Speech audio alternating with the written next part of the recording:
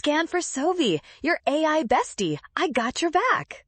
Diatomic potential energy curves look tricky, but we can solve this fast. Let's analyze the bond distance for molecules D2 and E2 now. First, look at the minimum point of each potential energy curve on the graph. This specific point represents the equilibrium bond distance where the attractive and repulsive forces are perfectly balanced.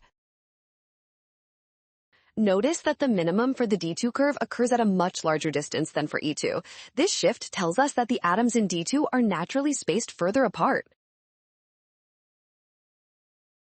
Since these atoms are in the same group, a longer bond distance implies D's atomic radius is larger than E. Option C is correct.